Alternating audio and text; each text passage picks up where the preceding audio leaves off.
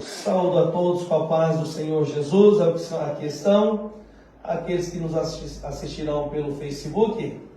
Glória a Deus. Hoje, irmãos, lição de número 10, que tem por tema a expansão da igreja. E é interessante essa aula que nós vamos aprender, que ela é de uma certa forma, ela é a continuação da aula 9, onde nós tivemos ali Estevão, o primeiro mártir, né? Então nós estaremos aprendendo no dia hoje, na lição de número 10, sobre a questão do crescimento, da expansão da igreja. Glória a Deus. Lição de número 10, em nome de Jesus. Todos encontraram? Já estão com a lição aberta? O texto áureo diz assim para nós. Texto áureo. Mas os que andavam dispersos iam por toda parte anunciando a palavra. E descendo Filipe à cidade de Samaria, lhes pregava a Cristo conforme Atos 8, versículos 4 e 5.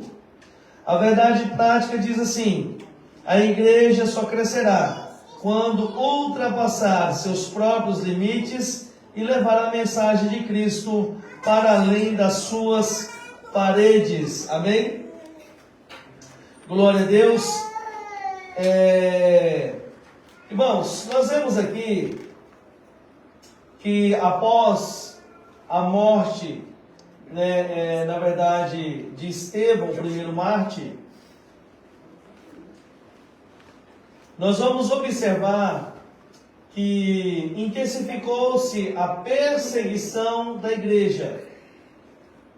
Nós vamos ver que a igreja ela passou a ser perseguida de uma forma, irmãos, severa. E é bem verdade que a partir do momento que a igreja ela começou a ser perseguida, aí a palavra que está escrita em Atos, capítulo 1, versículo 8, onde o próprio Senhor, ele disse, que era para eles ficarem em Jerusalém, para que do alto, eles fossem revestidos de poder, e eles seriam testemunhas do Senhor, tanto em Jerusalém, como na Judéia, como em Samaria, até os confins da terra. Então, e essa profecia ela se cumpre a partir do momento em que a igreja ela começa a ser perseguida.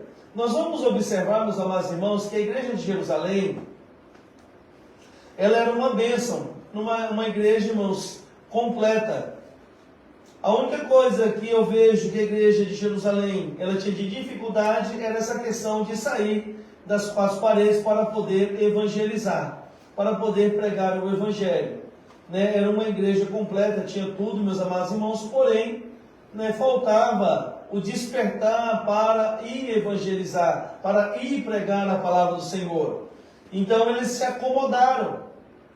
E para que essa comodidade não perpetuasse, o próprio Senhor, ele permitiu a perseguição da igreja. Aí você vai ver que após a perseguição, a igreja então ela começa a caminhar, ir para Samaria, ir para a Judéia, e começam a pregar o evangelho.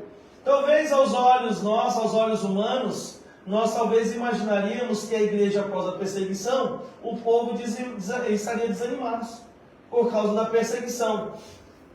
Mas no caso da igreja primitiva, isso não ocorreu.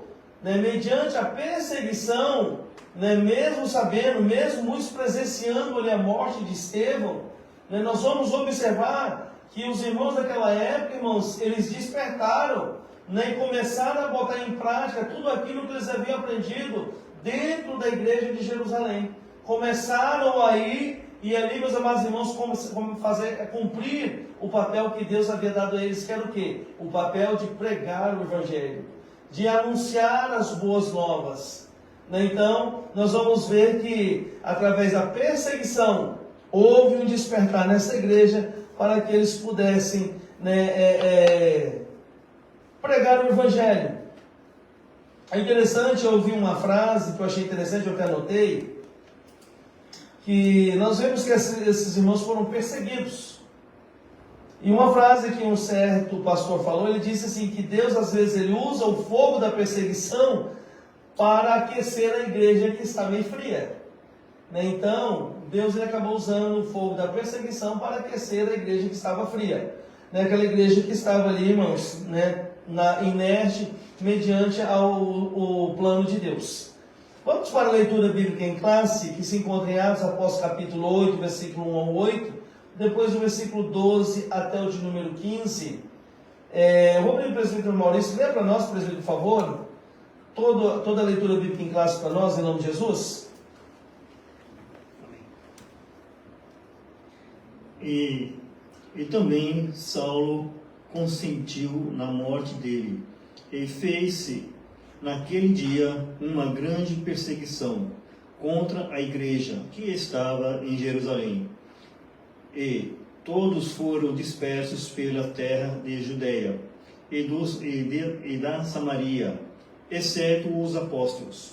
E uns varões piedosos foram enterrar Estevão, e fizeram sobre ele grande pranto.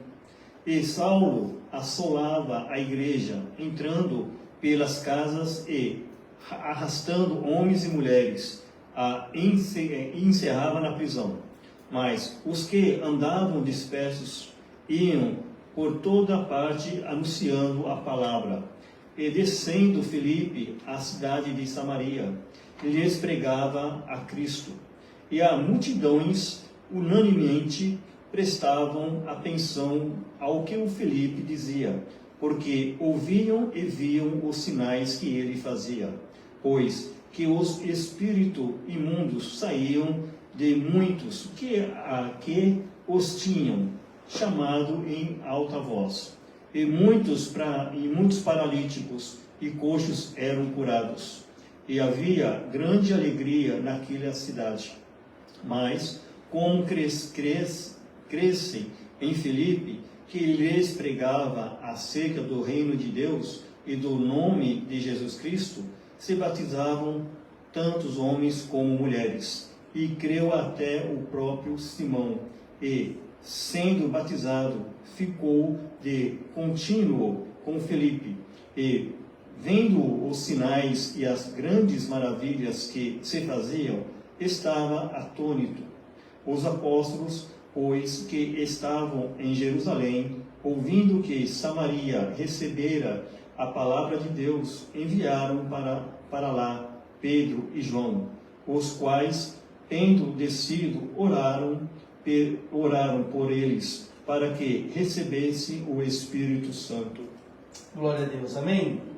Nós vemos aqui nesse texto, meus amados irmãos, que Saulo, ele foi uma das pessoas que presenciou o apedrejamento ali de Estevão. Ele estava presente naquele momento.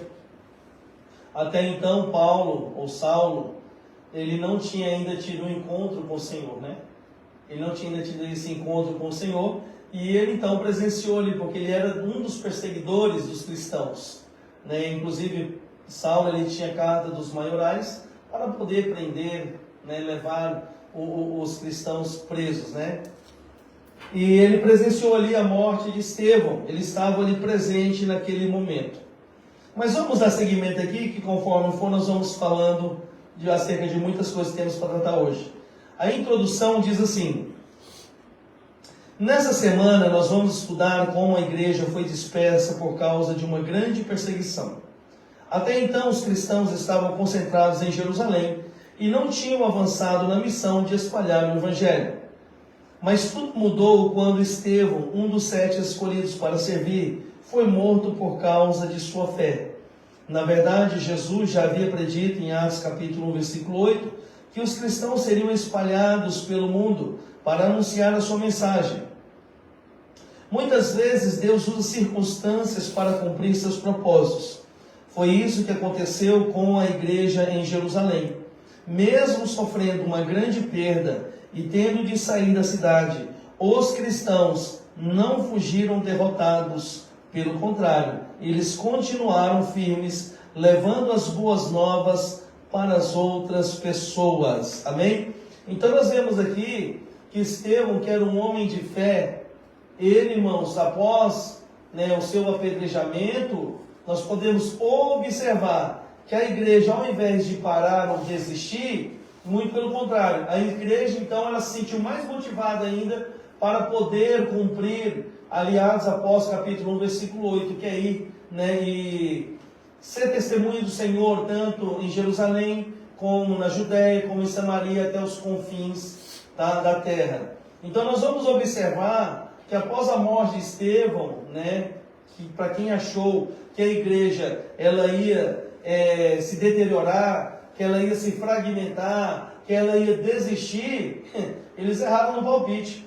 Porque na verdade a igreja ela se fortaleceu e aumentou mais ainda em fé para poder, irmãos, continuar o propósito de Deus sobre a terra. A igreja ela foi perseguida de tal forma para que se cumprisse a palavra do Senhor. Mas eu te pergunto, será que a igreja precisava ser perseguida para que pudesse ir para sair de Jerusalém e pudesse ir para Samaria, né, para a Judéia e até os confins da terra? Na verdade não precisava. O problema é que a igreja estagnou, ela parou e não cumpriu, né, aquilo que Deus havia determinado para pregar a palavra, anunciar as boas novas. Isso naquela época, né, que o povo deveria ir e anunciar, né, testemunhar do Senhor Jesus. Só que as pessoas, irmãos, acharam melhor ficar estagnado dentro de quatro paredes, dentro da igreja. Aí eu te pergunto para os dias de hoje, e nós? A ordenança daquela época era Atos capítulo 1, versículo 8. Né? Que para que se cumprisse, eles fossem para não ficar só em Jerusalém, mas que saísse de Jerusalém, né, e fosse pregar. E não foram. Então Deus ele permite uma perseguição para este povo, para que eles possam se dispersar, né, sair ali da comodidade e começar a cumprir a palavra do Senhor. Nós hoje, meus amados irmãos, nós temos o dever e a obrigação ide por todo o mundo, pregai o Evangelho, né, todo aquele que crê e for batizado será salvo. Isso aqui, irmãos, é dever de todos nós. Talvez nós não precisamos sair do Japão para ir para um outro país, nós não precisamos talvez sair aqui de Toyama e ir para outro estado. Não, mas talvez aqui próximo a nós existem pessoas que precisam escutar o Evangelho. Talvez aqui próximo de nós existem pessoas que precisam, né, ser alcançadas pelo Evangelho. Então nós não podemos estagnar dentro de quatro paredes e achar que está tudo bem, né, que está tudo certo. Não. Deus ele nos chamou para sermos o quê? Pregadores do Evangelho, anunciadores das boas novas para as pessoas que ainda não receberam as boas novas. E para isso Deus ele tem nos preparado, ele tem nos ensinado e ele tem mostrado para nós como que deve ser a nossa forma de trabalhar em meio a uma nação. Por exemplo, os japoneses, a sua grande maioria, irmãos, não tem, a fé deles, irmãos, é da idolatria. Né? Vem do budismo, vem aí das religiões, das ramificações dentro do budismo, são várias. Então a fé deles são essa. E nós somos chamados também para poder pregar para eles. Nós não podemos deixar de pregar para o povo japonês. Nós temos, irmãos, que esforçar para falar de Jesus. Irmãos, eu falo diante de Deus, da minha forma, que eu sei que é muito difícil falar japonês, mas da minha forma, eu tenho tentado mostrar para as pessoas que trabalham comigo, japoneses, mostrar para eles que a fé que eles têm, né, é uma fé em vão. Eles creem em estátuas, creem em desenhos, em figuras, né, mas nós não precisamos disso.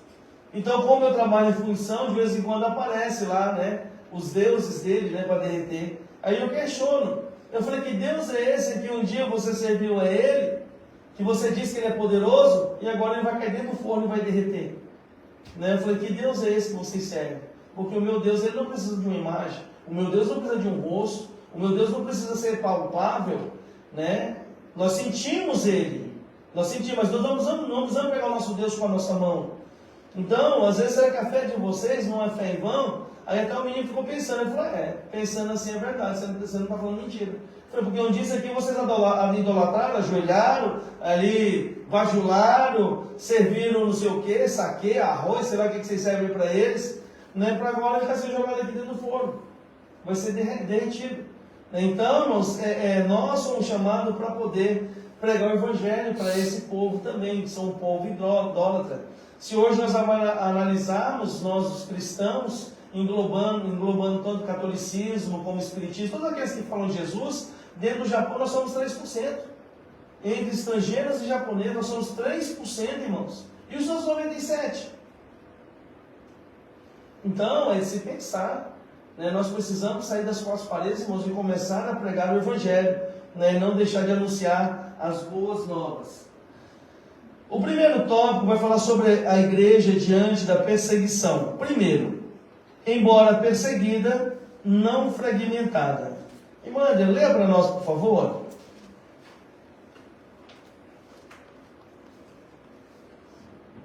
Por conta da perseguição que foi movida contra Estevão, o evangelista enfatiza que os cristãos foram dispersos pelas terras da Judéia e da Samaria, exceto os apóstolos. Os capítulos 4 e 5 de Atos registram a perseguição focada mais sobre os apóstolos líderes da igreja. O fato de eles não terem sido dispensados, como fizeram os demais crentes, não significa que eles também não foram perseguidos. Eles ficaram em Jerusalém porque a igreja, sob pressão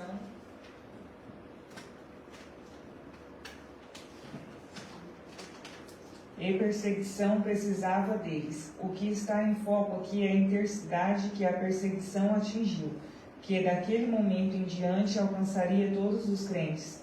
Deve ser também destacado que, mesmo a perseguida e dispersada, essa igreja não se desorganizou, nem se fragmentou, mas continuou uma igreja forte e unida. Glória a Deus. Mesmo mediante de uma intensa perseguição, essa igreja, ela se manteve unida.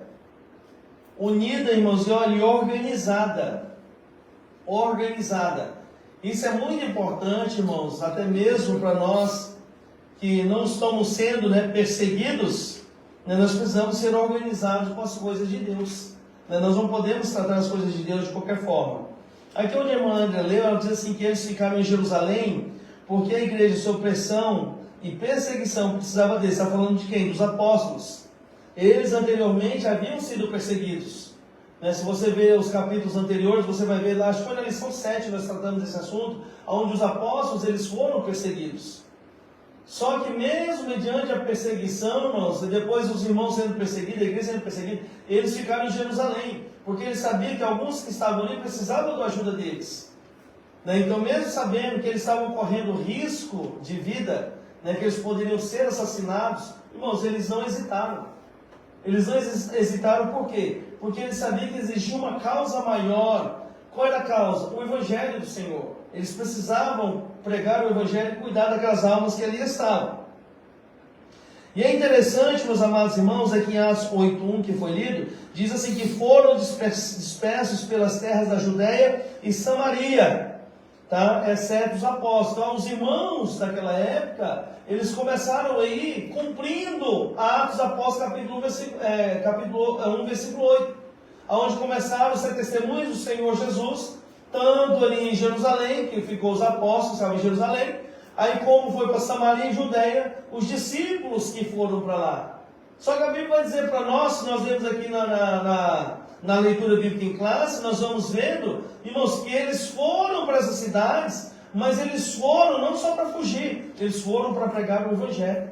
Eles foram para anunciar as boas novas. Eles foram para levar, meus amados irmãos, a palavra do Senhor para aquelas pessoas de conformidade. O próprio Senhor Jesus havia exigido deles.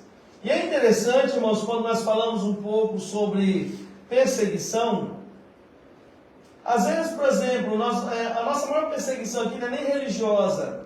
A nossa maior perseguição aqui, muitas das vezes, é no trabalho, por ser estrangeiro, porque nós somos gaidinhos, como está tendo muito aí anúncio aí que estão querendo expulsar os estrangeiros aqui do Japão. Eu acho muito difícil acontecer isso. Podem até tentar, mas acho muito difícil. Porque se assim eles forem fazer, irmãos, o Japão praticamente vai parar. Uma grande parte aqui são estrangeiros que fazem a economia rodar. Por mais que eles achem ruim, irmãos, eles têm que aceitar. Infelizmente, o povo japonês só diminui, a taxa de natalidade só vai diminuindo aqui no Japão. Então, nós vamos observar, meus irmãos, que essas perseguições que vieram sobre os nossos irmãos lá atrás, ela serviu de grande incentivo para eles continuarem a obra do Senhor. Tá? E essa obra do Senhor, quando nós lemos, o que você abre isso comigo em Hebreus capítulo de número 10? Abra comigo em Hebreus capítulo 10. Nós vamos ler do versículo 19 até o de número 25.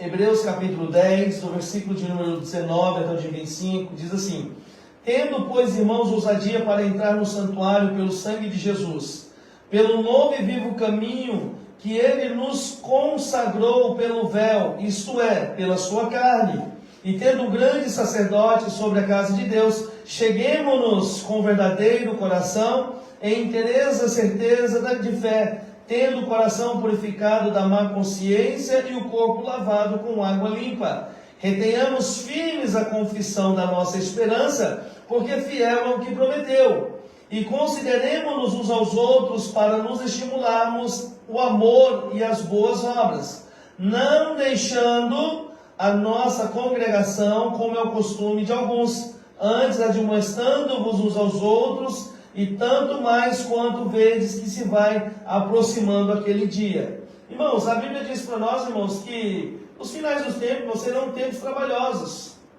Tempos trabalhosos, onde a perseguição aos cristãos, irmãos, aumentarão. E esse texto ele deixa bem claro para nós, quando ele fala assim, não deixando a nossa congregação. Aqui não está falando somente de templo de 4 paredes, como a nossa igreja. Tá? Quando ele fala não deixando a nossa congregação, é a comunhão com os irmãos também. A comunhão, porque nós somos a igreja de Cristo. Então nós não podemos perder a comunhão. Ainda que venhamos a ser perseguidos, essa comunhão ela precisa ser mantida. Essa comunhão ela precisa ser mantida.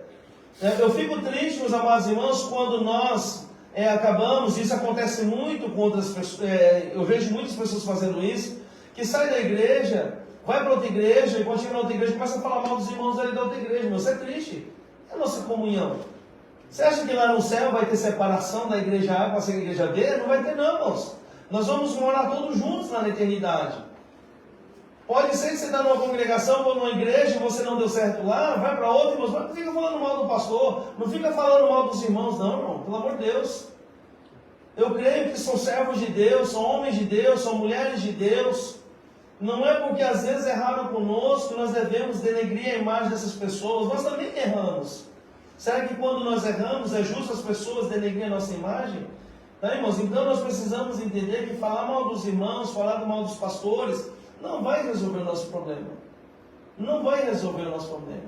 Tá, então nós precisamos entender que um dia na eternidade todos nós moraremos juntos. E esse texto de Hebreus, ele trata bem esse assunto, onde fala que nós devemos, irmãos, considerar uns aos outros.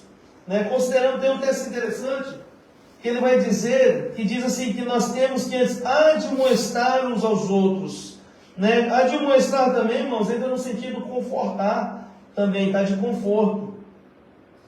Nós temos que também considerar uns aos outros, nós temos também estimular o amor, as boas obras uns com os outros. Tá? Nós temos, irmãos, que ter esperança, dar a nossa esperança, tá? Em nome de Jesus. Então esse texto ele fala bem claro para nós, que nós devemos uns ajudar os outros. Não é, irmãos, muitas das vezes a gente fica denegrindo uns aos outros, mas um ajudando ao outro em nome do Senhor Jesus, tá? Aí é interessante que muitas das vezes nós achamos que a perseguição muitas das vezes nós achamos aos nossos olhos humanos, nós achamos que nunca vamos olhar com um olhar bom. Isso é a realidade. Quem é que olha com um olhar bom quando alguém persegue a gente? Ninguém olha. Nós sempre olhamos com um olhar ruim, que é triste, é ruim, às vezes é estressante essa perseguição.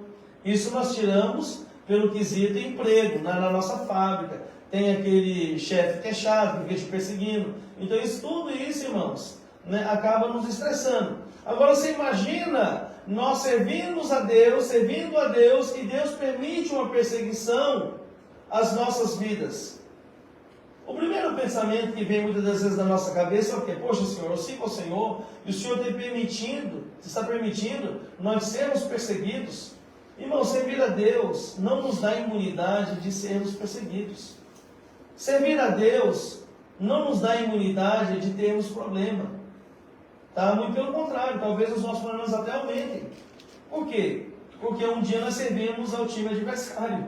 Agora nós estamos servindo ao time verdadeiro. E o adversário não vai nos deixar em paz, irmãos. Ele vai querer tirar nossa paciência. Então, aonde nós temos que ter sabedoria para lidar com a situação. E, às vezes, tem algo interessante, que nós achamos que a igreja, né, tem muitos problemas, sim ou não? Porque realmente tem. Ela tem muitos problemas, porque a igreja ela é composta por pessoas doentes, conforme o próprio Senhor Jesus falou. Que a igreja é um hospital onde tem muitas pessoas doentes, não é assim que Jesus falou? Então, e se nós estamos num lugar onde tem muitas pessoas doentes, nós temos muitos problemas. Só que, irmãos, para analisar, às vezes, a igreja que não é perseguida, ela tem muitos problemas. Nós mesmos somos uma igreja que não temos perseguição aqui no Japão. Até então não temos. Não sei se um dia nós vamos ser perseguidos. Então nós acabamos classificando que a nossa igreja tem muito problema, é uma igreja problemática, fulano é problemático. Mas sabe por quê? Porque nós estamos falando que nós não somos perseguidos. Porque o dia que nós somos perseguidos, nós vamos ter só um problema, a perseguição. Você vai lembrar só da perseguição. Você vai esquecer de todos os problemas.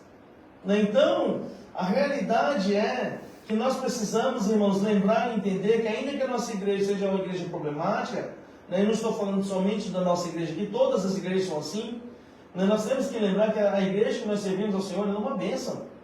Ela é uma bênção. Você imagina os nossos irmãos lá da China. Tá? Então, vocês conhecem a igreja doméstica?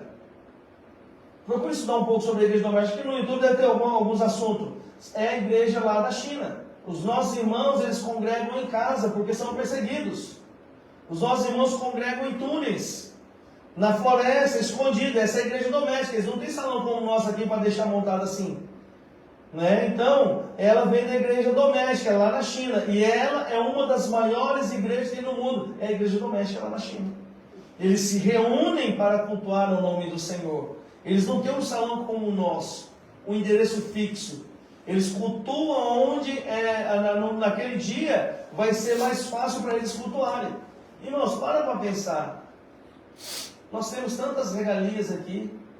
Os nossos irmãos lá na China, né, Coreia do Norte, perseguidores, né, de cristãos. Tá? Então, nós vamos observar que esses irmãos, com todas as suas dificuldades, eles fazem o possível para servir ao Senhor. Diga, irmão Marcos. Lá na China, até os telefones são grampeados, né? Até são perseguidos, na verdade, né? É perseguição. Eu vi um documentário sobre Sim. O cristianismo na China. Sim. E lá, lá tem templo, sabia? Lá tem templo, realmente. Mas tudo aquilo ali é de fachada. Eles querem dizer que está liberado para a religião, mas não estão. É tudo controlado. Lá os irmãos falam tudo em código para escuta. Exatamente. É tudo do jeito que o governo chinês, esses lugares onde fala que tem igreja, a grande maioria é tudo da forma que eles querem. O culto tem que ser do jeito deles, a maneira deles, não é do jeito que a gente aprendeu, é do jeito que o governo quer. Então não é uma igreja, irmãos, na verdade é uma instituição onde muitas das vezes é comandada pelo governo. Então, meus irmãos, nós temos liberdade de adorar o Senhor. Mas eu louvo a Deus que quando essa igreja ela foi perseguida, nós achamos que ela, meus amados irmãos, ela se extinguiu, ela acabou. Que nada. Essa igreja ela cresceu em número, cresceu geograficamente e ainda cresceu espiritualmente. Você quer ver? Eu vou mostrar para você. Eu vou pedir para você abrir, eu vou pedir para alguns irmãos. Irmã André, abra em Atos capítulo 1, versículo 15. Irmã Regiane, Atos 2, 41. Irmã Meire, Atos 4, 4. E irmão Marcos, Atos 5, 14. Irmã André, Atos 1, 15. Irmã Regiane, Atos 2, 41. Irmã Meire, Atos 4, 4. Irmão Marcos, Atos 5, 14. Depois eu vou pedir para outros também ler outros textos. Isso aqui, o que eu vou apresentar agora, os textos que eu pedi, é o crescimento em número da igreja. Tá? O crescimento em número. Atos 1, 15. Encontrou, irmã André? Quando se encontrar, lê para nós, por favor. Atos 15. 1:15. Atos 1:15, depois uma região em Atos 2:41, irmã Meira Atos 4:4, irmão Marcos Atos 5:14. Naqueles dias, levantando-se Pedro no meio dos discípulos, ora, a multidão junto era de quase 120 pessoas. Quantas pessoas? 120. Gravou aí? 120 pessoas quando eles receberam o poder do Espírito Santo. Imagine, Atos 2:41. De sorte que foram batizados os que de bom grado receberam a sua palavra, e naquele dia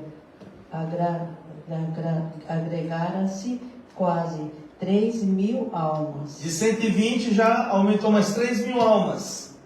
Lê para nós, irmã Meira, Atos 4:4.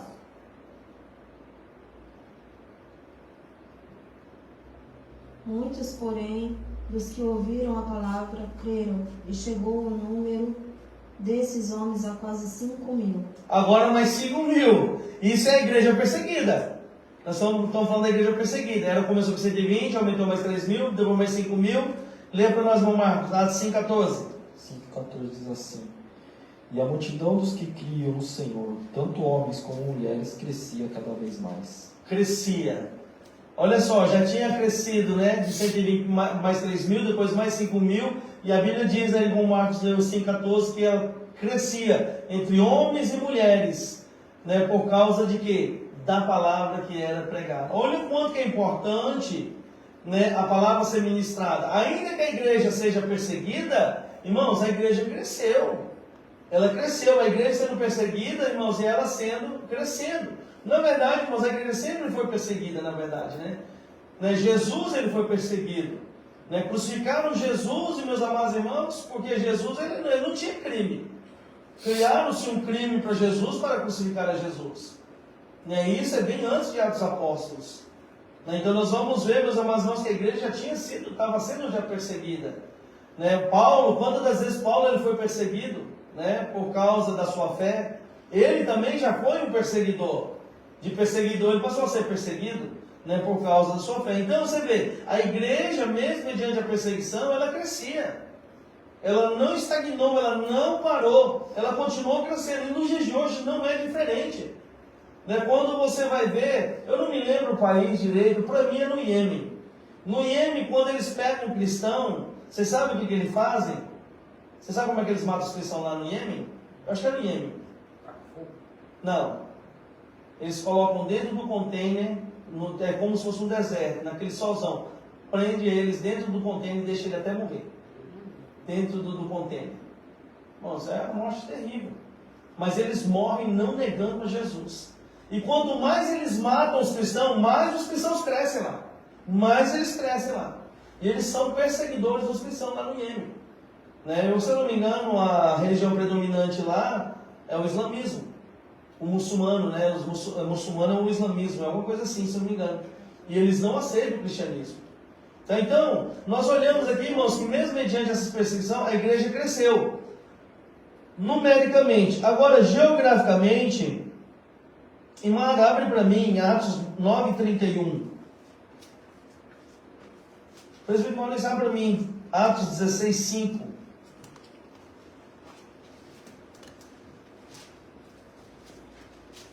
Atos 9:31. Pode ler. A irmã vai ler para nós?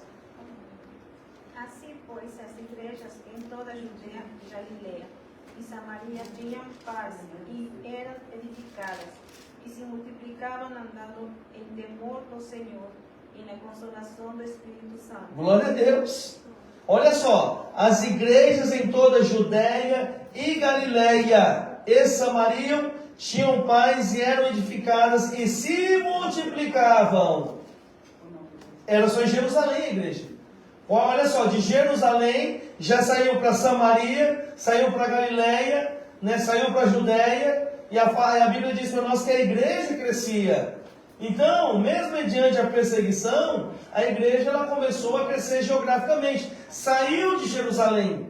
agora ela não está só em Jerusalém. Ela começou a ir agora para Samaria, Galileia, né? Começou a ir para a Judéia. E ali, meus amados irmãos, a Bíblia diz para nós que eram edificadas e multiplicavam, andando no temor do Senhor, tá? E na consolação do Espírito Santo. Olha que coisa tremenda, meus irmãos. Que coisa maravilhosa. Quando a perseguição os perseguidores achando que a igreja tinha acabado, muito pelo contrário, ela cresceu numericamente e geograficamente. Ela saiu das 4 paredes de Jerusalém, ela saiu dali de Jerusalém e começou a alcançar as vidas por todos os lugares. Atos 16:5, por favor. De sorte que as igrejas eram confirmadas na fé e cada dia cresciam em números. Glória a Deus! Olha só, elas eram confirmadas na fé e cada dia cresciam em números. Aqui está falando também quando elas foram para fora. Né? Aqui nós está falando aqui, nós vamos ver aqui nas viagens missionárias de Paulo, né? Que Paulo começa a fazer suas viagens missionárias, e nós vamos ver que a igreja, meus amados irmãos, elas eram confirmadas, elas aumentavam em números, né? Elas aumentavam em cidades, né? Que glória maravilhosa, irmãos, saber que a perseguição, aos nossos olhos, a princípio, pareceu ser ruim, mas não foi tão ruim assim, porque nós vemos a igreja sair de Jerusalém e começar a ganhar o mundo, né? Começar a ganhar o mundo. E é isso que nós precisamos. Vamos supor, se nós pararmos para analisar um pouco hoje a nossa própria história, como decassegues aqui no Japão, né? Nós, irmãos, saímos da nossa nação do Brasil. Lógico que eu não era cristão, né? Eu não era cristão quando eu vim para o Japão. Porém, aqui no Japão, algum cristão que veio do Brasil, trouxe o evangelho para cá, irmãos, ele me alcançou. Eu nunca imaginei conhecer verdadeiramente a Jesus aqui no Japão. Nunca imaginei. Mas foi aqui no Japão que eu tive o prazer de conhecer o Senhor Jesus. Foi aqui no Japão que eu tive o prazer de recebê-lo como o Senhor e Salvador da minha vida. Foi aqui no Japão que eu tive o prazer de ser batizado nas águas, demonstrando o meu verdadeiro arrependimento e o meu amor pelo Senhor. Né? Porque o batismo das águas é a nossa identificação com Cristo. Então, quando eu resolvi descer as águas, é que eu queria me identificar com o Senhor e viver o que Ele viveu. E eu me recordo que aqui nessa nação japonesa, foi aqui que o Senhor me chamou para uma grande obra. Irmãos, glória a Deus, olha que coisa linda. Talvez se a igreja estivesse lá em Jerusalém, ela não teria chegado aqui no Japão, não teria chegado no Brasil.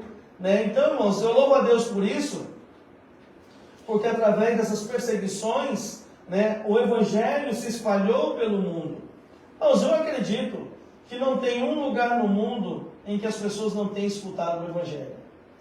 Não tem. E se não escutaram, meus amados irmãos, pode ser, não sei, eu não me informei muito, mas pode ser, meus amados irmãos, que aqueles que não conseguiram ouvir o Evangelho, a Bíblia diz para nós, no livro de Romanos, que a própria natureza, ela testifica da existência de Deus. Então não temos como nos esquivar, né? Não temos como dizer, nós não sabemos que existe um Deus. A própria natureza, ela testifica do Senhor. Tá?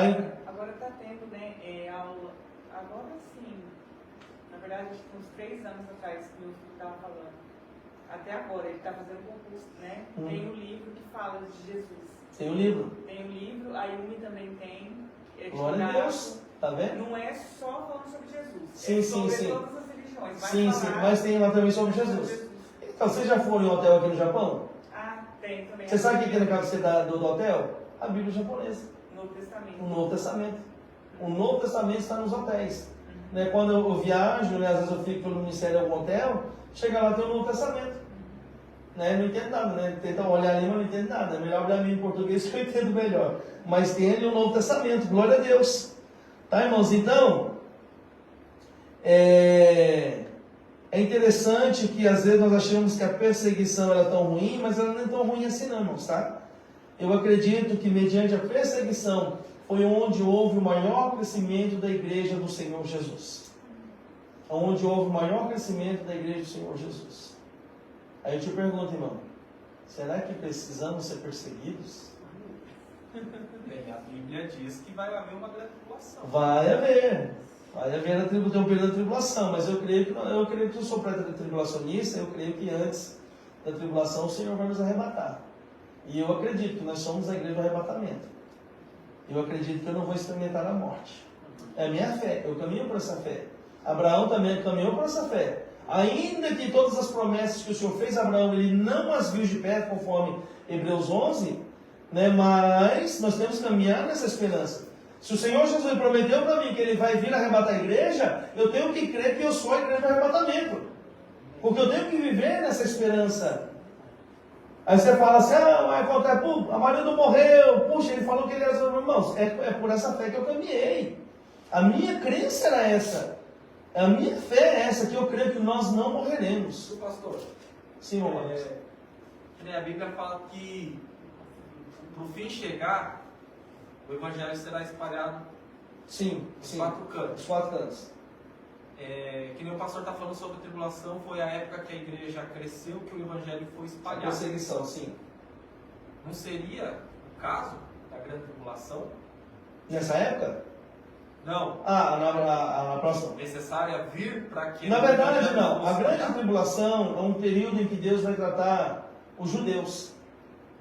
Porque os judeus negaram a Jesus. Então, esse período de tribulação são 7 anos. São 3 anos e meio de uma plena paz, que não é paz, na verdade. É onde ele quer, igual político, né, do Brasil, né, faz propaganda para ganhar os votos, né? E depois que ganha, ele mostra a garra dele, né? Então, é mais ou menos 3 anos e meio de uma plena paz, que não é paz. E depois, irmãos, é a perseguição severa. Porém, ali está falando principalmente do tratamento aos judeus. Onde ele vai tratar os judeus. Por que ele vai tratar os judeus? Porque eles negaram a Cristo.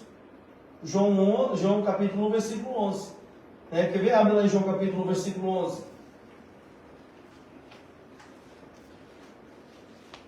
João 11, versículo... 1:11. É isso mesmo. Evangelho de João capítulo 1, versículo 11. Olha o que a Bíblia diz para nós. Lógico, o começo está falando de Jesus. No princípio era o verbo estava com Deus, e o verbo era Deus. Ele estava no princípio com Deus, todas as coisas. Ele está falando de Jesus. Quando chega no 11, ele fala assim: veio para o que era seu, e os seus não o receberam. Tá? Ele está falando de quem? Dos judeus. Os judeus não receberam ele como Messias. Sabe por quê? Porque eles esperavam o Messias numa carruagem de ouro, de fogo, né? Todo pintado de ouro. Mas chegou Jesus na sua simplicidade, que nasceu numa manjedoura, dentro de um estábulo. Então eles não acreditaram que Jesus ele era o enviado do Senhor. Eles não acreditaram que Jesus ele era o Messias. Como que Deus ia mandar, né, na visão deles, né, um Salvador, né, que nasceu numa pobreza, vamos dizer assim, dentro de um estábulo, numa manjedoura mais especificamente? Que Deus é esse que ia enviar um Salvador dessa forma? Para os judeus, irmãos, né, Jesus viria de uma forma diferente. Mas não, o Senhor mandou ele da forma que ele quis, na sua simplicidade. E isso foi tremendo. E Jesus ele testificou de várias coisas do próprio Senhor. Jesus ele curou, Jesus ele perdoou. Ele foi indagado várias vezes pelos fariseus, saduceus, tudo que era eus ali, irmãos, indagava Jesus. E nós vamos ver que Jesus ele deu as boas respostas para eles. Aí quando chega aqui, que eu falei para vocês, João 11, a Bíblia deixa bem claro que ele veio, Jesus ele veio para que era o seu. Quem era o seu? Os judeus. O povo escolhido, pelo Senhor, mas os seus não receberam. Aí no 12, ele vai dizer para nós: mas a todos quantos o receberam, deu-lhes o poder de serem feitos filhos de Deus, aos que creem no seu nome. Então hoje, nós somos filhos de Deus, porque nós cremos no nome dele, sim ou não? Se nós cremos, então nós somos filhos dele. Então esse período que o irmão Márcio está falando da tribulação, é o período em que Deus vai tratar eles por causa deles ter negado a Jesus. Outra pergunta. Pode falar. Eu tenho muita dúvida sobre isso. Pode falar. Então, o pastor falou que a grande tribulação vai tratar dos judeus. Sim.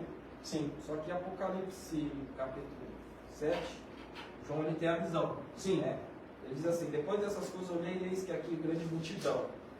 Ninguém podia contar. E todas as nações, tribos e povos e línguas que estavam diante do trono e perante o cordeiro, trajando vestes brancas com palmas nas suas mãos, e clamavam com grande voz, dizendo: salvação ao nosso Deus, assentado no trono Cordeiro. Todos os anjos estavam ao redor do trono, anciões e do quatro dos animais prostraram-se diante do trono, sobre os rostos, e adoraram a Deus, dizendo: amém, louvor, glória e sabedoria, ação de graças e honra e poder da força do nosso Deus, para todos sempre, amém. Aí aqui está aqui ele fala sobre quem são essas pessoas, né? Uhum. E um dos anciões me falou, dizendo: esses estão os vestidos de vestes brancas, quem são e de onde vieram? O ancião perguntou para João, né? Uhum. E eu disse: Senhor, tu sabes. E ele disse: esses são os que vieram da grande tribulação, e lavaram suas vestes e branquearam o sangue do Cordeiro. Só que aqui ele fala que de todas as nações, tribos e povos e línguas que estavam diante do trono, que vieram da grande tribulação. Vamos fazer assim, Marcos? Deixa esse aqui para uma outra hora trazer para você, porque é um assunto muito complexo aqui.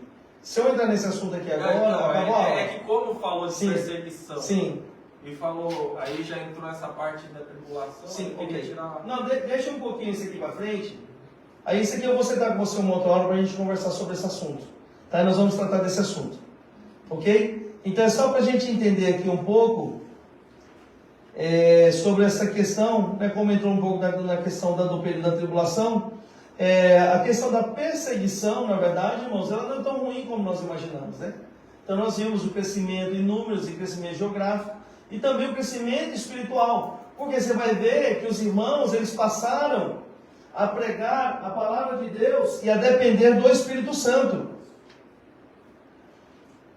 Cadê que eu vi aqui? Aqui, ó, versículo 4 do capítulo 8 de Atos. Mas, também na leitura bíblica em classe, mas os que andavam dispersos iam por toda parte anunciando a palavra.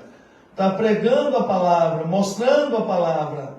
Tá? Então, irmãos, nós vemos que a importância de nós, mesmo não sendo perseguido, nós devemos pregar a palavra.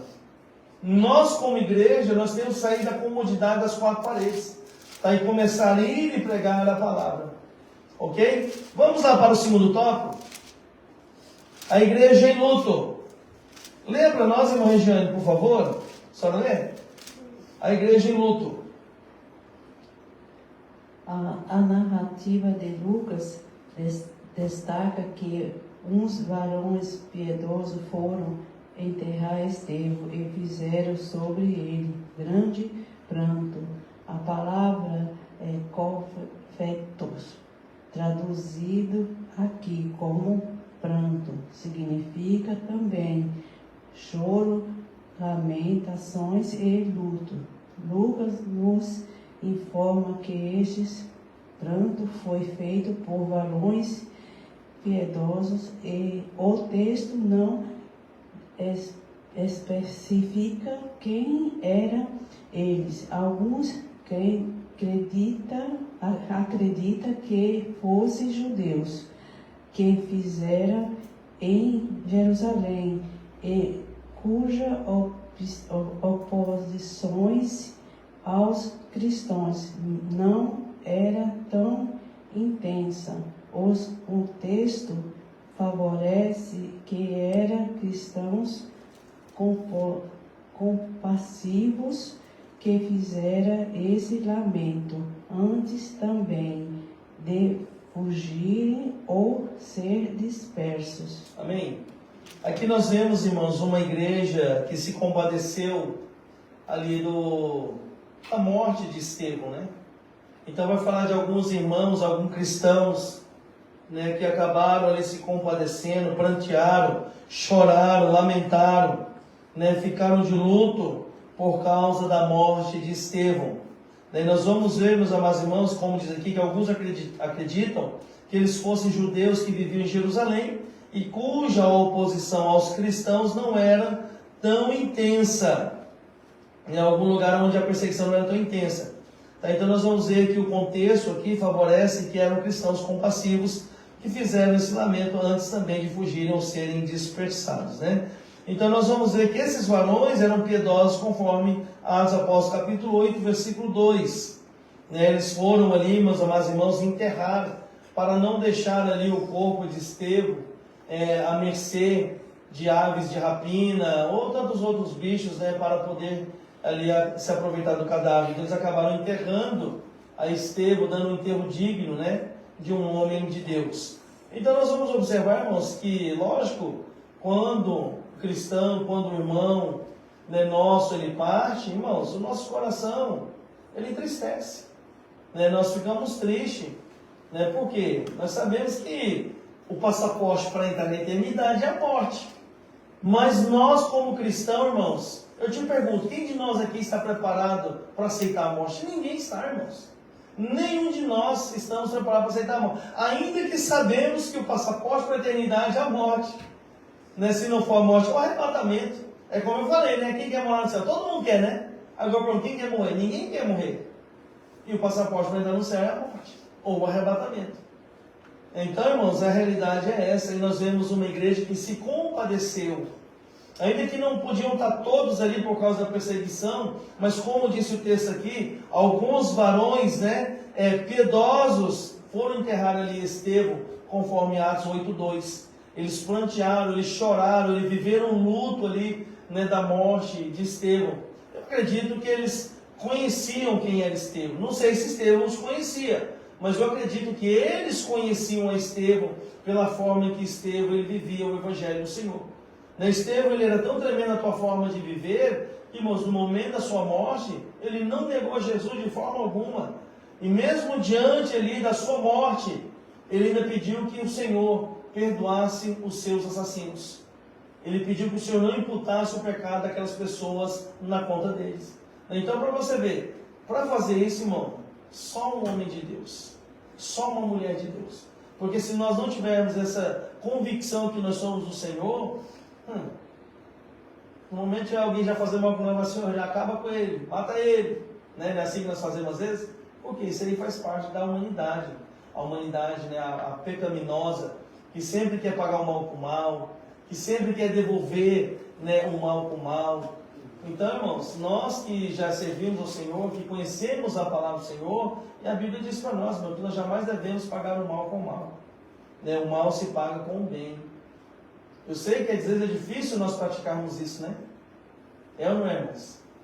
É muito difícil nós praticarmos isso, né? Hoje mesmo uma menina falou sobre isso, que trabalha comigo, né? Falou assim, fulano não deu bom dia pra mim, né? Eu falei bom dia pra ela, fez assim, ó. Só que amanhã eu vou fazer assim, a mesma coisa com ela. Bom dia. Eu falei, não. Irmãos, olha, uma coisa que eu tenho em minha vida, que eu aprendi, que o meu caráter, ele não pode ser baseado pelo caráter dos outros. A minha educação, ela não pode ser baseada pela educação dos outros. Né? Tem até uma história de um rapaz que uma vez foi salvar uma cobra de uma situação, e toda vez que ele levava a mão para salvar aquela cobra, diz a história, eu não sei se verídica ou se era apenas um conto, mas toda vez que esse rapaz levava a sua mão para salvar a cobra, ela picava ele. Aí um outro rapaz questionou ele, falou, você não está vendo que toda vez que você levar a mão, ela vai te picar? Então o rapaz lá dentro assim, a índole dela é se defender. Defender do quê? Para ela, eu estou atacando ela, mas a minha índole, o meu caráter é salvar, e eu não vou mudar o meu caráter de tentar salvar ela, porque ela está me picando, eu vou salvar ela. Então a gente não deve ser, irmãos, de forma alguma, né, ser transformado por causa das pessoas, no sentido do que as pessoas pensam, mas nós devemos ser transformados pelo que a palavra manda nós sermos transformados. Então, se ela diz para nós que nós não devemos pagar o mal com o mal, não paguemos. Se a palavra diz para nós que se alguém deu um tapa na sua face, deu a outra, lógico que isso não é literal, tá, irmãos? Jesus não está falando literal isso. Ele está explicando para nós que nós não devemos vingar do próximo. Então, se nós, né, temos realmente Jesus no coração, nós não agiremos com essa imprudência de pagar o mal com o mal. Né, irmãos? Lá no Caixá, irmãos, também a gente tem bastante japoneses que são grossos. Você fala bom dia, ele mal fala. Né, eu achei engraçado que tem o Kakaricho, que é abaixo de mim lá no Caixá, tem um outro japonês que é só funcionário que trabalha com a gente, e a gente fala bom dia para ele não fala bom dia, ele resmunga, ele não entende nada. Aí o japonês, ele vai aprender a falar bom dia.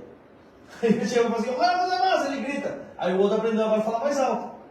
Aí a gente fala agora, ele fala mais alto. Ou seja, ele aprendeu que não adianta ficar resmungando, a gente não escuta. Eu nem entendo o que ele falava, agora eu entendo o que ele compreende. Né? Mas não foi eu que gritei com ele, foi o outro japonês que gritou. Ele vai aprender a falar alto, ele tem que falar alto, eu não estou entendendo nada. Bom dia, bom dia. Aí o que acontece? Esse próprio chefe que é abaixo de mim, ele grita até comigo, ele faz isso no sentido para o outro ver que tem que falar alto. E eu louvo a Deus por isso, porque o outro aprendeu a falar alto. Nesse sentido, nós não fomos influenciados, nós influenciamos. Porque nós poderíamos criar até birra com ele e falar, não vou nem cumprimentar mais, vou cumprimentar para quê? Mas a nossa vida, irmão, como cristão, nós não somos assim. Por que nós vamos, agir dessa forma? Será que nós estamos agindo certo? Então nós temos que refletir nas nossas ações. Ok? Vamos lá para o 3. Mas não desesperada. Leia para nós, irmã Meire.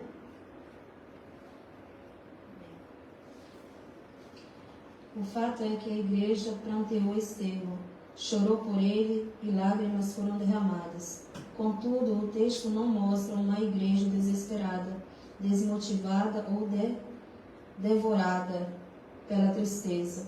Um de seus membros queridos e ilustres havia sido morto, trazendo consequências para todos, mas isso não a calou, nem tampouco a impediu de manter-se entusiasmada para avançar no testemunho de Cristo. Glória a Deus. Amém? Irmãos, nós não podemos parar.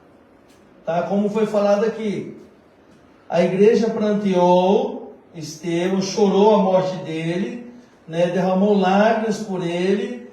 Porém, irmãos, o texto não mostra uma igreja desesperada, desmotivada, devorada pela tristeza. Tá? Não podemos parar. Nós temos que prosseguir. A igreja tem que continuar. Aqui está falando do quesito morte. Mas os irmãos sabem que uma das coisas que eu sempre falei aqui na igreja, irmãos, que vocês devem ser sempre, para todo sempre na vida de vocês, discípulos de Jesus. Eu não sei o meu dia de amanhã. Eu sei que tem pessoas que gostam de mim, tem pessoas que talvez não gostem de mim, mas, irmãos, sejam sempre servos do Senhor Jesus. Porque se amanhã eu sair daqui, Deus ele vai levantar uma pessoa aqui que é servo dele também. E ele vai levantar alguém que a igreja tem essa necessidade. Tem essa necessidade dessa pessoa. Essa pessoa talvez tenha uma qualificação que vai suprir a necessidade da igreja. Então, irmãos, nós não devemos amar uns aos outros, sim. Mas nós não devemos se apegar às pessoas e achar que aquela pessoa tem que ser o nosso pastor. Eu já vi gente sair da igreja porque, irmão, trocou de pastor. Trocou de pastor, o ministério é injusto, o outro pastor foi levado para longe. Irmãos, nós servimos a Jesus. Lógico que nós amamos os nossos pastores, eu amo os pastores. Eu me lembro quando saiu daqui dessa igreja, o nosso primeiro pastor, pastor José Costa, eu chorei muito. Mas eu entendi que Deus estava chamando ele para uma outra obra. Aí veio o pastor Carlos Oquita.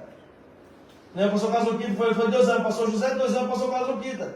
Quando o pastor Carlos Oquita saiu daqui, eu não chorei tanto. Sabe por que eu não chorei tanto? Porque eu me preocupei, porque depois dele que assumiu a igreja fui eu. Aí eu fiquei preocupado, na verdade, Mas a realidade é que eu senti muita falta dele. Ele estava me ensinando muitas coisas, aprendendo, e no momento Deus me chamou. E eu entendi que era o momento em que Deus ele queria algo a mais de mim. Então, meus amados irmãos, devemos nos apegar a Cristo. Podemos amar a todos. Devemos amar os nossos pastores. Eu amo meus pastores. Amo o pastor Haroldo. Amo os pastores que eu tive, até mesmo os que eu não tive, que são amigos hoje meus, irmãos. Eu amo todos eles. Porém, a minha fé não está grudada neles, não. Não está. Se Jesus mandar eu caminhar, eu vou ter que caminhar. Então, o meu amor maior é ao Senhor, é a Jesus. O meu amor maior é ao Senhor Jesus. Então, nós vamos entender isso. Tá? E não desesperar, irmãos, no momento que nós vemos, talvez, a igreja perseguir, nós desanimarmos. Pelo contrário, nós temos que fortalecer. Fortalecer, não temas. A própria Bíblia diz para nós, no Evangelho, que nós não devemos temer ao homem que pode apenas matar o nosso corpo. Mas nós devemos temer ao nosso Senhor, que tem de poder de matar o nosso corpo e de lançar a nossa alma e o nosso espírito no inferno. A esses nós devemos temer. Tá, irmãos? Então, em nome do Senhor Jesus. Vamos lá para o tópico 2. A igreja que evangeliza. Evangelização centrada na palavra. Marcos, lê para nós, irmão Marcos, por favor. Em Atos 8:4, lemos que os que andavam dispersos iam para toda parte anunciando a palavra. Esse versículo mostra que a igreja primitiva era movida pelo poder do Espírito Santo, ou seja, cheia da presença do Espírito, para levar a mensagem de Jesus adiante. Mas além disso, a igreja de Jerusalém também era focada na palavra de Deus. Os cristãos que foram espalhados por diferentes lugares não pararam de falar sobre as boas novas de Jesus. A igreja primitiva operava sob o Espírito Santo e era, portanto, firmada na palavra de Deus. Sua fidelidade à mensagem do reino resultou em muitas conversões, milagres e libertações. Se queremos evangelizar com êxito, também precisamos viver pelo poder do Espírito e estar centrados na Bíblia. Glória a Deus, amém? Uma evangelização centrada na palavra. Hoje, irmãos, eu acredito que a maior dificuldade das pessoas na evangelização é de levar a palavra de Deus. Hoje, na sua grande maioria, muitas pessoas hoje querem anunciar um Jesus que cura, quer anunciar apenas um Jesus que vai prosperar na sua vida, quer anunciar um Jesus que vai sanar os seus problemas, mas não leva o verdadeiro significado do seu Jesus, que é o quê? A salvação. O maior plano de Jesus para nossas vidas é a salvação. E hoje, muitas pessoas, quando vão evangelizar, por não conhecer a palavra, não, vai lá na igreja que Jesus ele te cura. Vai lá na igreja que Jesus ele te prospera. Não, vai lá na igreja que Jesus, meu irmão, vai dar um jeito nessa situação da sua vida. Não, vai lá que Jesus vai desenrolar os seus documentos. Irmãos, aí Jesus não faz, porque não é o projeto dele, sabe? Aí o que acontece? Nós acabamos empurrando mais ainda para o mundo dessas pessoas e cria um ódio no coração delas da igreja. Falando, não vou na igreja, porque falar que Jesus faz, ele não faz. Você entende? Então nós temos que entender uma coisa. Nós temos que parar de oferecer às pessoas, entendeu? As ações de Jesus no sentido de curar, de prosperar, de resolver documentos. Não. Nós temos que oferecer aquilo que Jesus ele veio para nos oferecer. A salvação eterna. A salvação eterna. É para isso que Jesus... Por isso que a falta de conhecimento da palavra, nós acabamos oferecendo um Jesus que não é o Jesus que a Bíblia nos oferece. Nós acabamos apresentando a essas pessoas, sabe, coisas que Jesus não está oferecendo para nós. Então nós temos que tomar muito cuidado. E aqui quando nós vemos na igreja, a igreja antiga, essa igreja no início, eles evangelizavam pregando a palavra de Jesus. Eles falavam verdadeiramente o que Jesus estava oferecendo a eles, que era o quê? O anúncio das boas novas, a salvação. É isso que nós temos que oferecer para as pessoas. Tá? Então, nós temos que ter pelo menos, irmãos, alguns versículos, né, no mínimo conhecer o plano da salvação, para oferecer para essas pessoas. Né? Não precisa responder. Mas se hoje alguém perguntasse para você, o que Jesus veio fazer? Você consegue externar para essa pessoa o plano da salvação? Por que Jesus ele teve que vir? Como ele teve que vir? Nós vamos lá, ele veio porque ele nasceu de uma mulher conforme a Bíblia diz. Então, mas aonde que está? Onde desses textos? Nós temos que testificar mostrando para essas pessoas. Não adianta falar de palavras.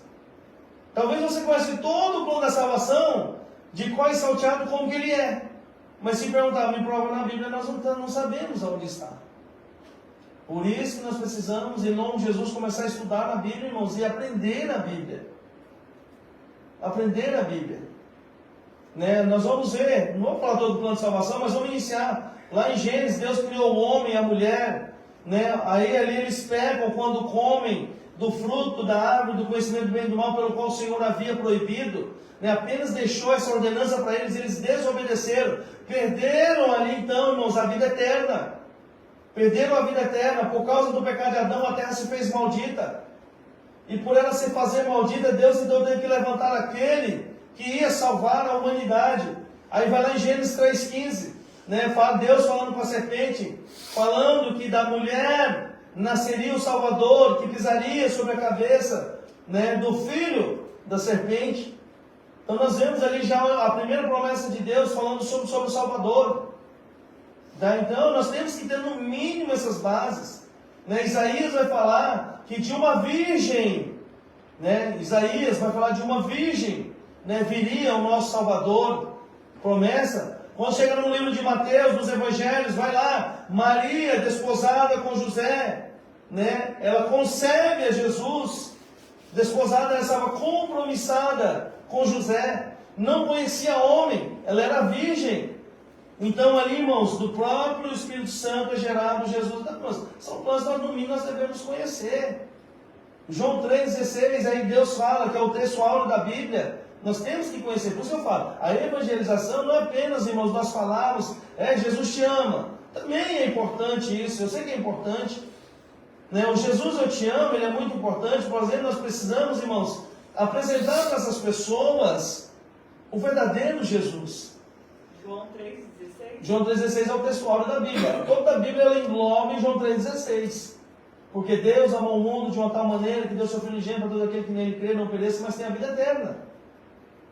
Né? Você vai ver lá em 1 Pedro capítulo 1, versículo 20. Né? Os versículos anteriores falam assim: não fostes com ouro ou com prata que fosse comprado da vossa vã maneira de viver, mas foi com sangue precioso do Cordeiro. Né? Aí vai lá no versículo 20, vai assim que antes da fundação do mundo, Jesus já havia sido preparado para poder morrer por nós. Onde está esse período que você falou agora? 1 Pedro, 1 Pedro. capítulo 1. Aí só no leitor do capítulo, ele vai estar tudo isso que eu falei para a senhora. Tá, então, olha só, interessante, nós precisamos conhecer o plano da salvação, para não chegar para as pessoas que não conhecem Jesus, oferecer qualquer coisa. Oferecer qualquer coisa, nós temos que oferecer o verdadeiro Senhor Jesus. Ok? Então, a evangelização daquela época, as pessoas eram cheias do poder do Espírito Santo, estavam cheias da presença divina e levavam a mensagem de Jesus. Falavam da palavra do Senhor para aquelas pessoas, irmãos, e havia conversão em massa. Conversão em massa. Irmãos, eu fiquei feliz esse domingo, eu não estive aqui na igreja, porque eu tive uma situação que eu tive que ir ali na nossa congregação em Kona, né? Houve o primeiro culto dos jovens e adolescentes. Irmãos, e olha, fazia tempo que eu não via isso. 14 almas aceitou Jesus lá. 14 almas, há quanto tempo eu não via isso? Glória a Deus, por quê? Um trabalho bem feito, a palavra bem pregada, as pessoas entenderam, os jovens ali ficaram maravilhados com o que foi falado, com o que foi feito. Irmãos, e foram, quando fiz o apelo, foram lá na frente. Foram lá na frente e aceitaram Jesus. Né? Tinha um casal lá de irmãos, o irmão Bruno, eu não me lembro da sua esposa, ele foi lá na frente, irmãos, também reconciliou com Jesus, glória a Deus.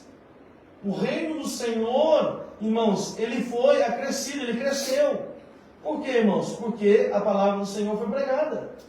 Olha só a importância de nós pregarmos a palavra de Deus de uma forma correta. As pessoas entendem. Agora, se nós não temos a palavra do Senhor, só contamos histórias do que passamos, do que vivemos, né, dos meus testemunhos. Eu passei por esse problema, Jesus me ajudou. Irmão, isso aí não vai trazer vida para a pessoa. Pode até gerar um pouquinho de fé na pessoa, ela pode até acreditar, mas verdadeiramente não vai gerar aquela fé genuína no coração dela. Porque Romanos 10,17 diz que a fé ela vem pelo ouvir a palavra de Deus. Então é a palavra de Deus que tem que ser pregada. Pastor, mas quando a palavra é pregada, né? Sim. Mas o testemunho da pessoa não é boa. Também, isso é importante também. A irmã falou uma coisa que é interessante. Que não adianta nós somente pregarmos. Pode até a pessoa ser ganhada pela palavra, mas não pelo testemunho da pessoa. Mas eu acredito que a maior pregação, meu irmão, e a irmã tocou num assunto muito importante, a maior pregação da nossa vida é aquela que nós pregamos com as nossas atitudes. As pessoas vão falar, puxa vida, isso é um homem de Deus, ela é uma mulher de Deus. Realmente essas pessoas são diferentes. Então, o testemunho é muito importante. A irmã falou algo importante mesmo. O testemunho ele é muito importante. Não adianta conhecermos a Bíblia de capa a capa, né? Se nós mesmos, nosso testemunho, ele é horrível. Aí a Bíblia diz para nós o quê? De que adianta ganhar o mundo e perder a tua alma. É a Bíblia que diz para nós, o que adianta? Nós podemos até ganhar o mundo com a pregação, mas estamos perdendo a nossa alma pelas nossas atitudes. Tá? Então, o testemunho é muito importante. A nossa forma de viver ela é muito importante. Nós temos que viver o que pregamos e pregamos o que vivemos. Não adianta pregar o que os outros vivem e viver de uma forma absoluta, uma forma errada. Então nós temos que viver verdadeiramente o Evangelho na nossa vida. Amém? 2. Evangelização centrada em Cristo. Na verdade, esse segundo tópico ele vai ser muito parecido com o primeiro, né? Porque quando nós chegamos em João 1, a Bíblia vai dizer para nós que o Verbo era Deus, né? E é o próprio Senhor Jesus. Então aqui, a nossa pregação tem que estar centrada aqui. Mas vamos ler. Você lê para nós, Amada, por favor? Evangelização centrada em Cristo. Filipe, enviou 7 escolhidos para servir na igreja. Também foi disperso e ao chegar a Samaria, lhe pregava a Cristo. Como já vimos, um ministério bem-sucedido precisa ser fiel à palavra de Deus, mas também deve ser totalmente centrado em Jesus. Felipe não pregava ideias de moda, mas sim a mensagem da cruz. Cristo era centro da pregação. Assim, a evangelização precisa ser focada em Jesus. Qualquer pregação que não tem cruz com base se torna vazia, e a mensagem da cruz que transforma vidas, trazendo cura, libertação e salvação. Glória a Deus. Foi por isso que a campanha evangelística de Felipe em Samaria teve tanto impacto. Muitas pessoas foram salvas e libertas. Portanto, não devemos colocar nossa confiança em estratégias humanas, mas priorizar nossa ação no poder do Espírito e na força da palavra. Glória a Deus. Olha que tremendo, irmãos. E hoje nós vemos, infelizmente, em várias igrejas no mundo todo, o modismo do mundo entrando dentro da casa do Senhor. Igrejas evangélicas, irmãos, comemorando. É triste de falar, mas eu já vi. Festa genuína. Você sabe o que é festa genuína? É a mesma festa junina da Igreja Católica. Com quadrilha e tudo. Igreja evangélica. Modismo. Modismo. Por quê? Querem trazer as coisas do mundo para dentro da igreja, mas dizer, não, para a gente ganhar os irmãos. A gente ganha as pessoas estão saturadas das coisas do mundo. Vai chegar na igreja e ver as mesmas coisas, você acha que eles vão ficar felizes? Quando aí uma pessoa busca a igreja, é porque eles estão saturados. Já deu, estão por aqui com as coisas do mundo, eles querem algo diferente. E na igreja, se nós não tivermos uma vida de meditação na palavra, uma direção na palavra, ter Cristo, a nossa mensagem ser cristocêntrica, nós não pregarmos a mensagem da cruz, irmãos, não vai ser tudo em vão. Não adianta trazermos os modismos do mundo, irmãos, para ganhar o jovem. Uma certa feita eu ouvi um pastor falar que ele queria criar uma pista de skate dentro da igreja, para poder ganhar os jovens, os skatistas, irmão. Eu falei, meu Deus do céu. Modismo, trazendo o modismo do mundo.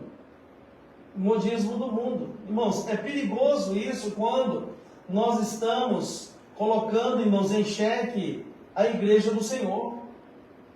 Nós não precisamos aqui, meus amados irmãos, nada contra as igrejas de parede preta, nada contra.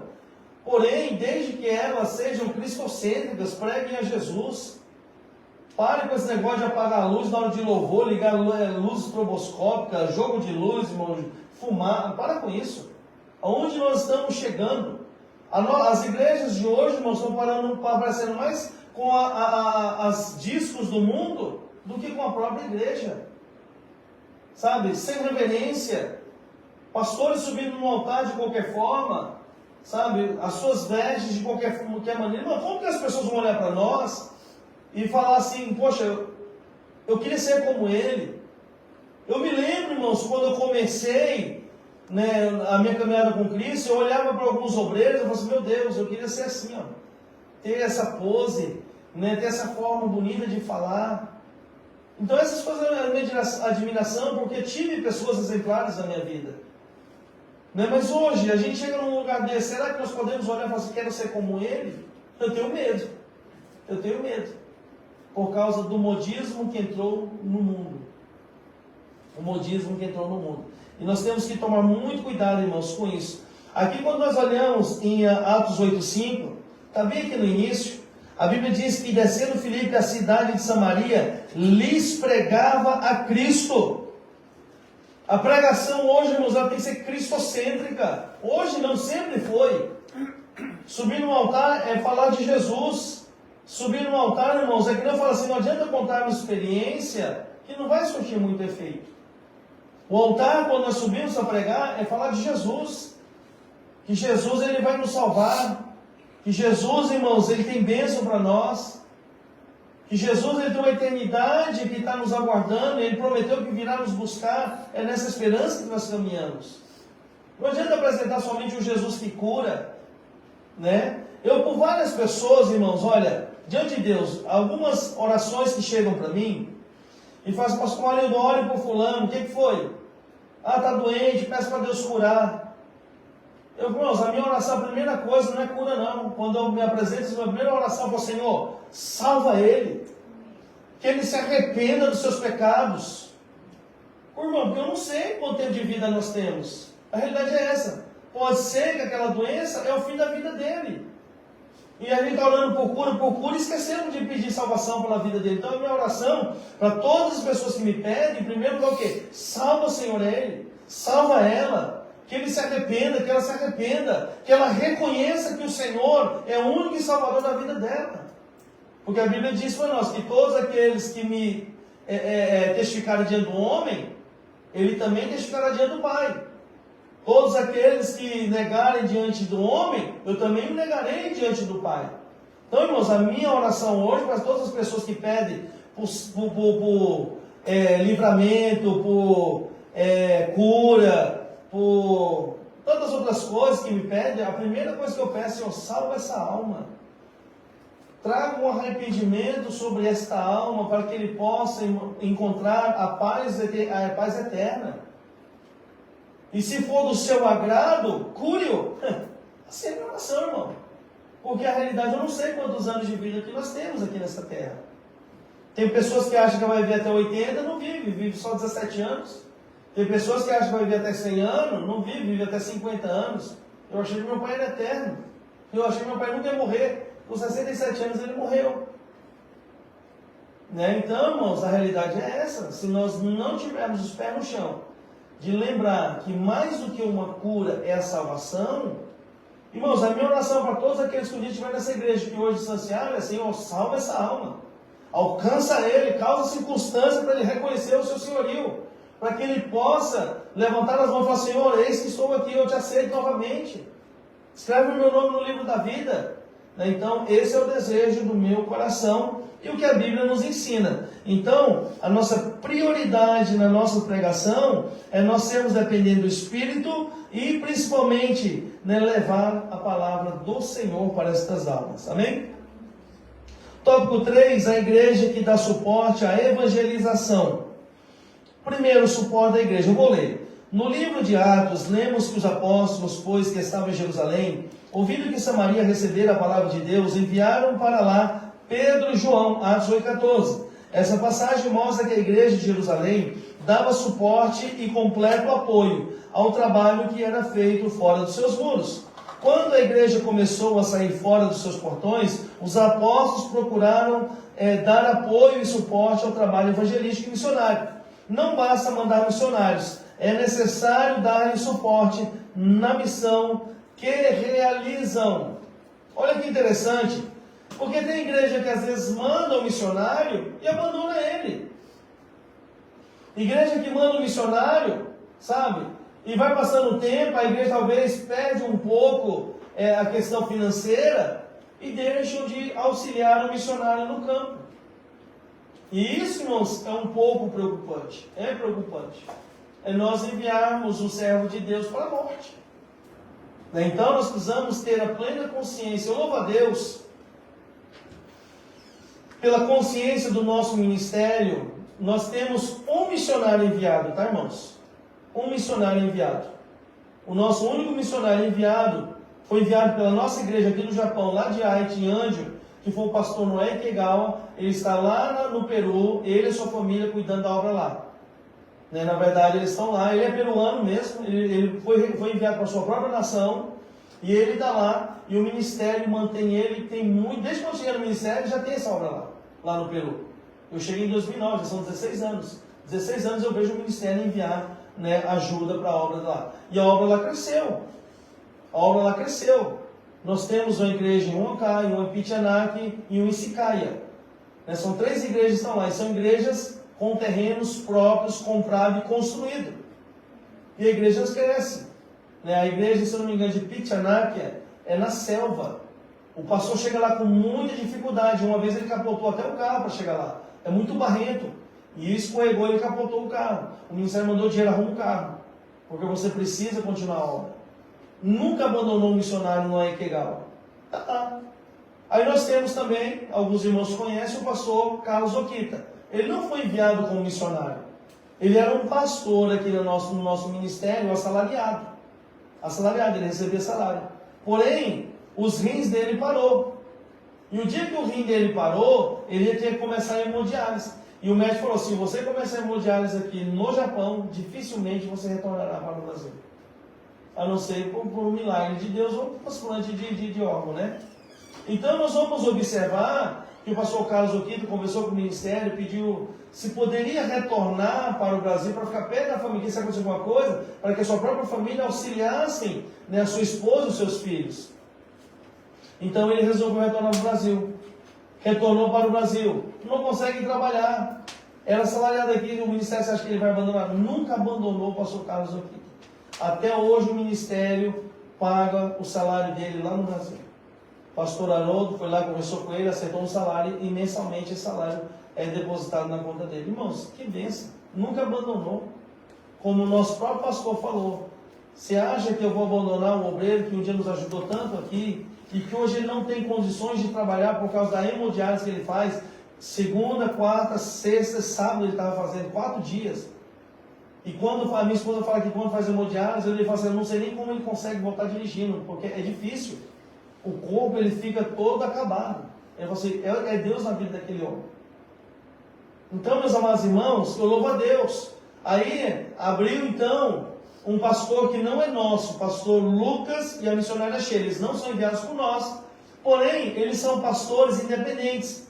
E eles lançaram um desafio para nós, pedindo se nós não poderíamos ajudar na questão de tirar os adolescentes da prostituição, porque os pais ingressavam por não ter dinheiro mais para deixar a escola.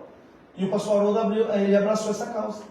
Então nós mandamos ainda, né, esses valores. Lógico que isso aí geralmente vai sendo renovado, é como um contrato. Então o pastor fala, até tal ano nós vamos manter. Então até o ano que o pastor ele falou, nós mantemos. Depois ele vem, o pastor dá para mais 4 anos, mais 3 anos, mais 2 anos, o pastor dá, então nós vamos manter. O dia que o pastor falou assim, não temos condições mais, acabou o contrato. Né? Como se fosse um contrato entre eles, né? Mas é o melhor. Então o pastor lá tem ciência até 4 anos aqui, 4 anos para frente, ele está segurado porque o ministério vai mandar. Então, a importância de nós assistenciarmos os missionários que estão no campo. Paulo, quando estava em missão, a igreja de Filipos, irmãos, foi uma igreja extraordinária. A carta que você vai ver que Paulo escreveu aos Filipenses não é uma carta exortativa, é uma carta de agradecimento. Porque mandaram o Epafrodito levava mantimento para Paulo, levava assistência para Paulo.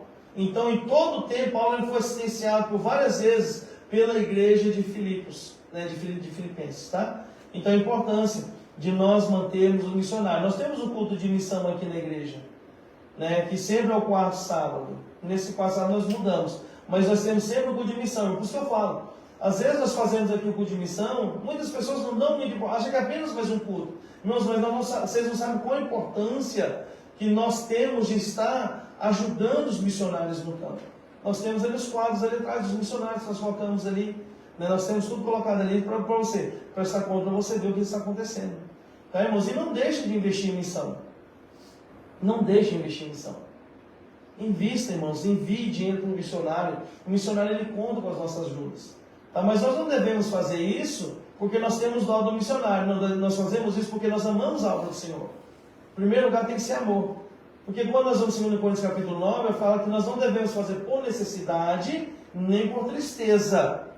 Mas nós devemos fazer isso por alegria. Tá? Com alegria, porque Deus ama aqueles que dão com alegria. Ok? 2.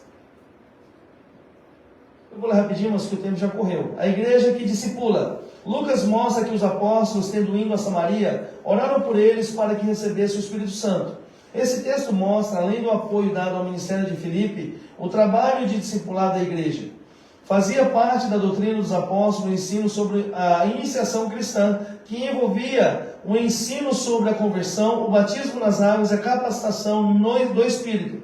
O texto bíblico diz que as pessoas aceitaram a palavra de Deus, isto é, se converteram e foram batizadas nas águas. Contudo, por uma razão não especificada, aqueles crentes não haviam recebido o Espírito Santo. Irmãos, a nossa igreja aqui, o nosso ministério em si, cada novo convertido que aceita Jesus, nós discipulamos eles.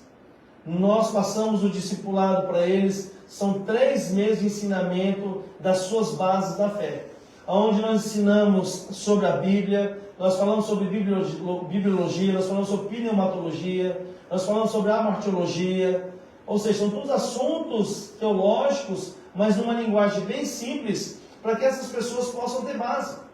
Eu fico triste que tem igreja que batiza a pessoa, nem discipula. A pessoa não sabe nem o que é Bíblia.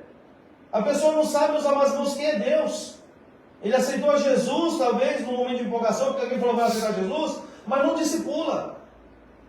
Tem irmãos aqui que já chegou nessa igreja, que já são batizados há muitos anos.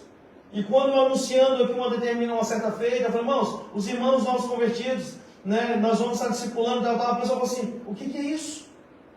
Eu falei, discipulado é um ensino base da fé. Nossa, eu não tive isso, mas quando você aceitou Jesus, o pastor não disse, não tive isso. Mas quando você foi batizado, não, o pastor falou que era do batismo, que eu ia batizar, eu fui lá e batizei. Eu falei, meu Deus. Eu sou um deles. Aí, ó, tá vendo? Tá vendo aí? Olha o Marcos aí, ó. Prova de que é verdade o que eu estou falando. Teve gente que chegou aqui, por esse tempo, e falou assim, pastor, se eu falar do discipulado, o que é isso? Eu falei, é um ensinamento básico do que é a nossa fé. Aí ele falou assim, deixa eu fazer o discipulado já batizado. Foi, quer fazer, vamos fazer. Não temos dificuldade de ensinar mesmo as pessoas sendo batizadas. O importante é aprender. Entendeu? Então, irmãos, eu fico triste porque as igrejas hoje não têm discipulado.